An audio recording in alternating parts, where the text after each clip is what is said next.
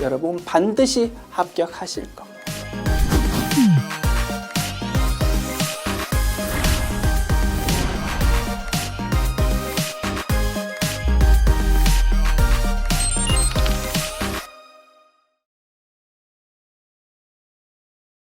문제 1번. 주식회사 세무는 내국 법인인 주주에게 주식을 발행하고 그 대가로 토지를 현물 출자 받았다. 발행 주식의 액면금액은 100만 원, 시가는 120만 원이고 토지의 시가는 120만 원이다. 주식회사 세무가 주식 발행 시 다음과 같이 회계 처리한 경우 세무 조정에 대한 설명으로 틀린 것은 이렇게 되어 있습니다. 현물 출자 뭡니까? 일반적으로 주식을 발행할 때 주주가 될 사람으로부터 돈을 받는다, 그지? 현금을 받고 차변에 현금, 그리고 대변에 이제 주식 발행하니까 액면 금액에 대해서는 자본금, 그리고 차이 나는 금액에 대해서는 주식 발행 초과금 또는 주식 할인 발행 차금 그렇게 기록한다 이겁니다. 그런데 현금으로 돈 받은 게 아니고 토지, 건물 같은 그러한 자산 형태로, 현금이 아닌 자산 형태로 돈을 받으면서 주식 발행하는 것을 현물 출자라고 부른다고 했습니다. 자, 토지를 받았다. 차변에 토지 적고요. 대변에 주식 발행했으니까 그에 대한 회계 처리하면 될 겁니다.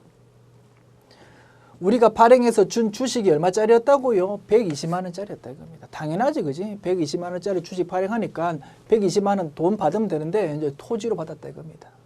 토지 얼마짜리? 120만 원짜리. 됐죠? 이렇게 분석되는 것인데, 그러면 회계 처리 어떻게 해야 되겠습니까? 차변에 토지 120만 원, 대변에 자본금 100만 원, 주식 발행 초과금 20만 원 그렇게 기록해야 되는데, 그지? 회계 처리를. 세법에서도 그렇게 처리해야 되는 것이 맞다라고 보고 있는데 회계 처리를 이상하게 했다, 그지? 130만 원으로 토지를 기록하고 주식 발행 초과금을 20만 원이 아니고 30만 원으로 지금 이상하게 지금 회계 처리한 것이다. 세무조정 되어야 되겠다, 그지요?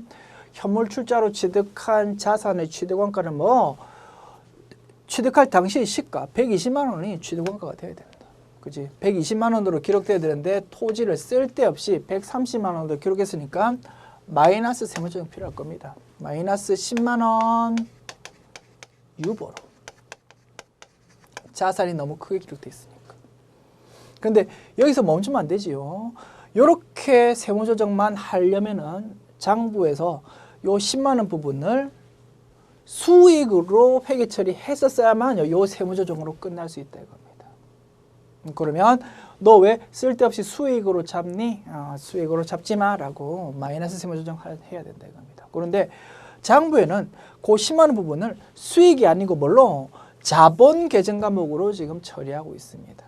그래서 요 세무조정만 있으면 되는 게 아니고 이 부분에 대해서 정확하게 지금 세무조정하기 위해서 1단계 선행 작업이 필요하다고 했습니다. 그 10만 원 부분을 회사가 마치 수익으로 처리한 것처럼 보기 위해서 1차적으로 환산시키는 변환시키는 그러한 세무조정이 1단계로 필요하다고 했다. 어떤 세무조정이었습니까? 순자산, 증가살로 법인세법은 접근하니까 자본 계정 과목을 대변으로 적으면 자본의 증가라고 볼 수 있다고 그죠? 순자산, 증가살 입장에서는 자본이 증가하면 입금이다 이겁니다. 입금 계정 과목으로, 즉 마치 요 10만 원을 회사에서 수익으로 처리한 걸로 보아서 1단계 선행 작업, 입금 세무조정, 플러스 세무조정 10만 원 그렇게 세무조정하는 것이 필요하다.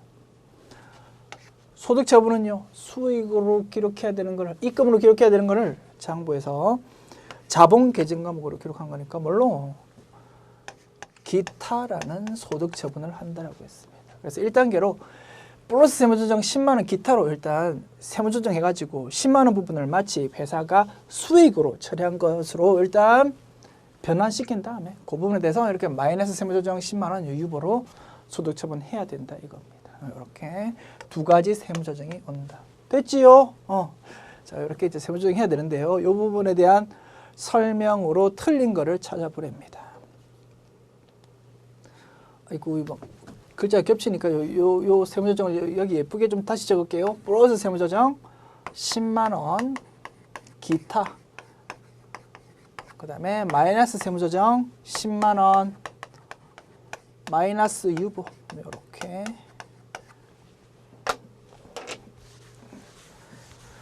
세무조정 해야 되고요. 이제 읽어봅니다. 뭐 찾는다고요? 지금 틀린 거를 찾는 겁니다. 틀린 설명. 1번 송금 산입 토지 10만 원 마이너스 유보의 세무조정이 발생한다. 맞다 그지요? 그 다음에 입금 산입 주식 발행 초과금 10만 원 기타의 세무조정이 발생한다. 맞다 그지요?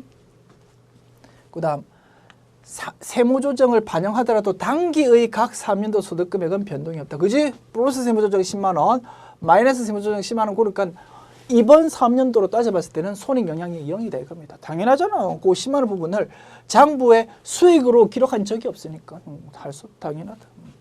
다만 요 마이너스 세무조정은 나중에 플러스 세무조정으로 반대 세무조정 나타날 거다. 그지? 그때는 이제 그 10만 원만큼 세금이 늘어나게 될 거다 이겁니다. 차후에. 됐습니다. 그래서 요 설명도 맞고요. 그러면 1, 2, 3번 맞으니까 4번이 정답이겠네. 세무상 토지 취득가액은 그러면 130만 원이 아니고 얼마라고요? 130만 원에서 10만 원 마이너스 유보가 생기니까 그지 120만 원이 될 거다 이겁니다. 취득 당시의 시가가 세무상 취득가액이 될 거다. 4번이 틀린 지문. 정답은 4번이 되겠습니다. 지웁니다.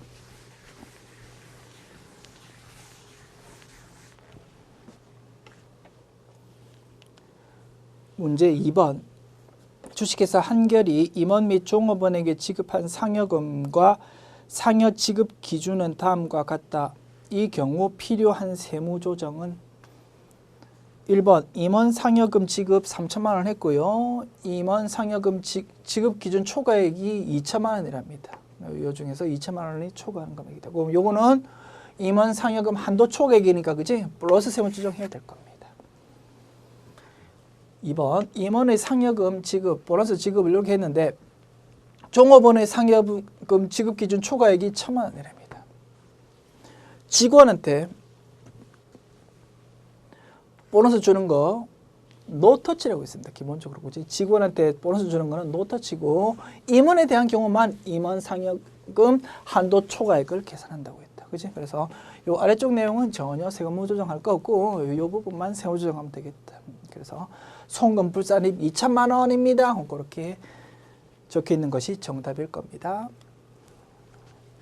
송금 불산입 2천만 원, 임원 상여금 한도 초과액. 그죠? 소득 처분은 당연히 상여지 뭐, 그지? 2번이 정답 됐습니다. 문제 3번. 다음 중 법인세법상 전액 송금 불산입되는 항목에 해당하지 않는 것은 1번 대표이사가 가입한 친목단체에 지출한 회비. 대표이사가 그지 개인적으로 내야 될 회비를 회사가 대신했는데 이상하잖아. 그지? 송금 불산입이고요. 사적 사용 경비에 해당할 겁니다. 전액 송금 불산입되는 건 맞다. 벌가금, 과태료, 체납처분비 전액 송금 불산입이다. 그지? 업무와 관련 없는 토지에 대한 재산세, 업무 무관 자산에 대해서는 취득 단계, 처분 단계에 대해서는 페널티가 따로 없고 보유 단계에 페널티가 있다고 있습니다. 재산세 보유하는 과정에서 내는 세금이다. 그지? 업무 무관 비용으로 봐서 이 부분 송금 불산입한다라고 정리했습니다. 그래서 3번도 정답 전액 송금 불산입이고요. 그러면 정답은 당연히 4번 되겠다. 그지요? 사계약상 의무 불이행해가지고 지체상금 준다고. 요거는 A와 B라는 납세 의무자끼리 서로 주고받는 돈이니까 나라 입장에서는 그냥 오늘 송금으로 인정해 줄 만하다 이겁니다. 오늘 송금으로 인정되는 부분이다.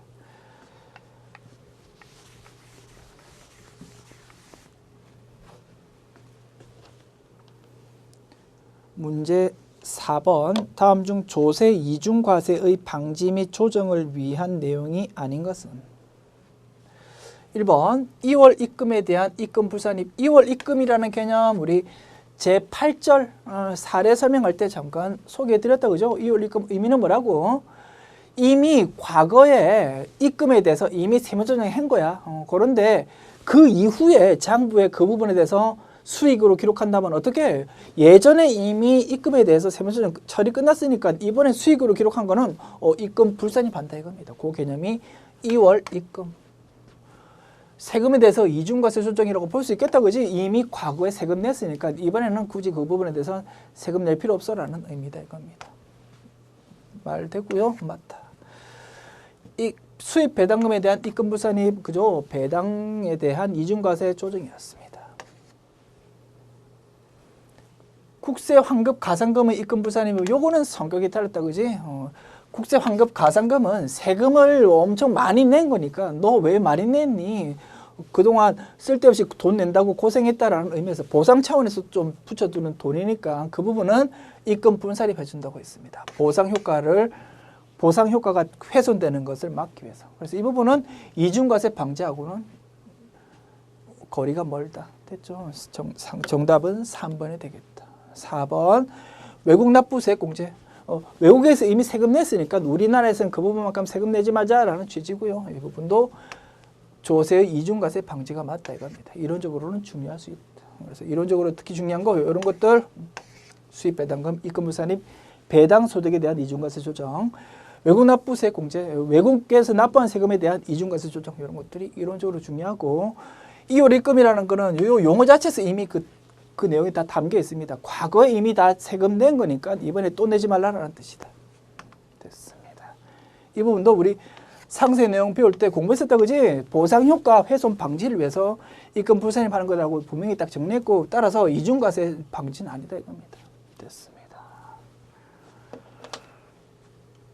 최신 기출 문제인데요. 우리 이론적으로 볼 때 세법학이란 이론적으로 볼 때는 꽤 좋은 문제라고 생각이 됩니다.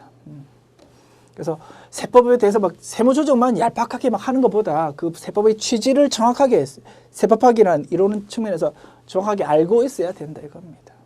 교수님들은 당연히 그렇게 생각하겠죠. 그게 맞습니다.